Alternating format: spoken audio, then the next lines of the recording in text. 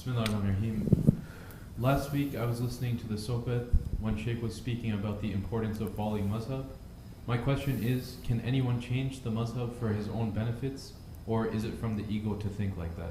Bismillahirrahmanirrahim.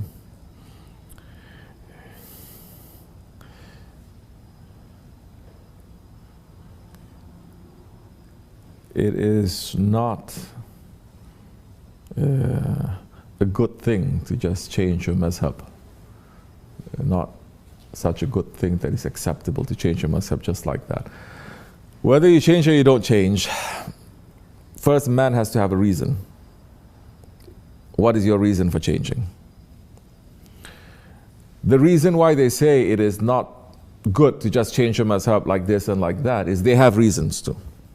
Now their reasons are more important, are bigger, and more acceptable than our small reasons to change a mazhab. Why do we want to change a mazhab? So many people, they're changing the mazhab because they want to take something which is lighter. They don't want to take something which is heavier. Who is it who chose a mazhab for us? What is a mazhab and where is it based on? What is the reason? For example, in the Prophet's time, as our Shaykh had said, every Sahabi is a mazhab. Every Sahabi, every companion is a way. Because every companion, Prophet has taught the way, given them individual knowledge also on how to observe himself in order to worship Allah.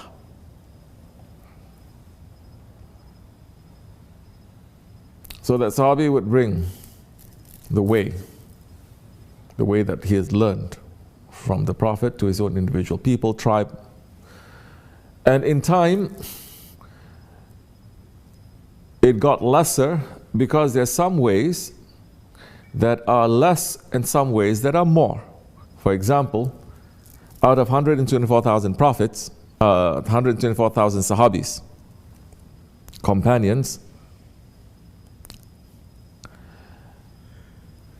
there are only 4 that are chosen to be Khalifas.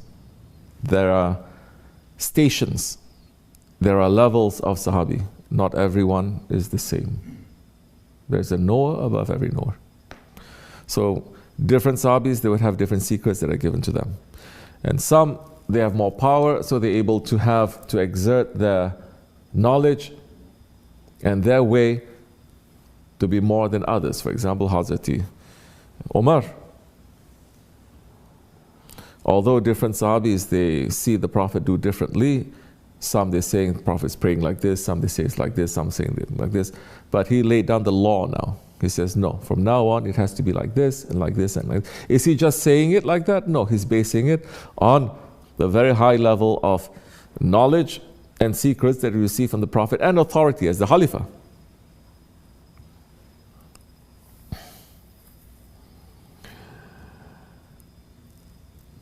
After that, the time of the Sahabis and the time of the Tabi'ins, there are hundreds of mazhabs. But the mazhabs, like I said, it involves power and necessity. Not just something that is knowledgeable, that is good, but it has to have power and it has to be necessary. From the hundreds of mazhabs that came, then some mazhabs are more powerful, some ways are more powerful, some ways are more informed, some ways it involves more people and more things, and some they have more permission to do. We have different mazhabs, but what makes, for example, the mazhab of Imam Abu Hanifa to be the highest mazhab? Number one, the title was already given to him.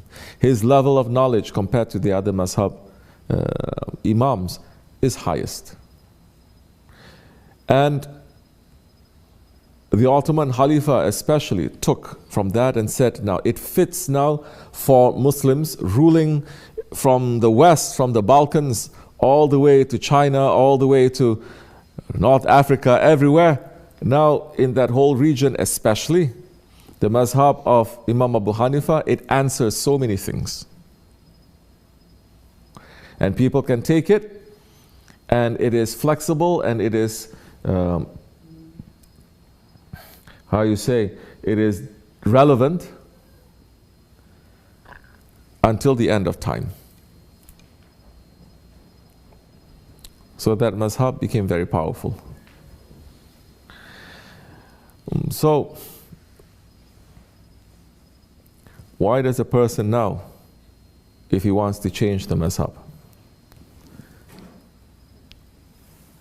That mazhab was chosen for us by the ones who have the highest level knowledge and the ones who are closest to Allah. They've chosen that for us, and it is good for us until Akhir Zaman. Those ones who just want to change into a mazhab, like this or like that,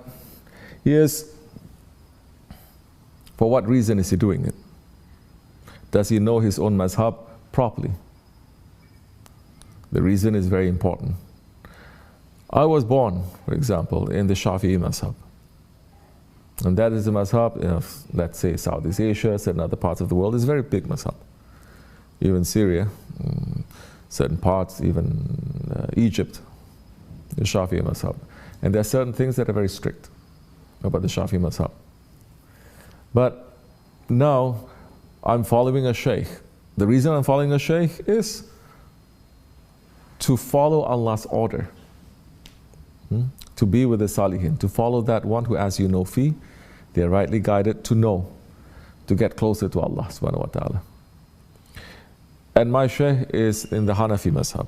So in following my shaykh, I changed that mazhab. I'm not making a big deal about it. I'm not saying now I'm in a better one, that was a worse one, or nothing to do with that. Now, it just comes with a territory, that mazhab, as if it has been chosen for me. I'm not choosing it. When the reasons are good, then it's okay. But if you're just doing it to say, for example, in the Shafi'i mazhab, even the husband and the wife, when they have wudu, husband and wife, they cannot touch each other. If the skin touches, then the wudu breaks. In the Shafi'i mazhab, for example, if you're fasting and you cannot even swallow your own spit, it's considered as if a fasting is broken. Of course, there are rulings in Islam, and it's all taken from the Prophet ﷺ, but the Prophet ﷺ also did other things.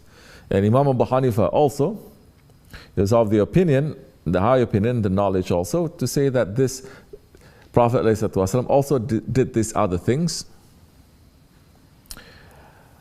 And in the Hanafi mazhab, the husband and the wife, for example, they're in wudu, and if their skin touched, their wudu is not broken. And there are other rulings also. Now, that's not the reason why I joined Hanafi mazhab. I'm there because of my shaykh. If my shaykh happens to be in the Maliki mazhab, which is very difficult, I would be there too. But to just choose it, just to make rukhsa, just to say, for example, nowadays it's become very popular. Everywhere they're doing it.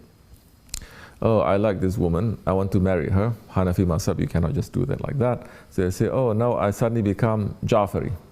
Now I can do, what is it called? Temporary nikah? Muta. I can do muta now. Temporary, we write contract, let's get married for 1 month. Some they're saying for 1 hour, some they're saying half hour, it's okay. No, you cannot do that. And there are people belonging to mazhabs, Ahl Sunnah, that for their own ego, they just say, I want to do that. So for that, it's not necessary, inshallah. No. Assalamu alaikum.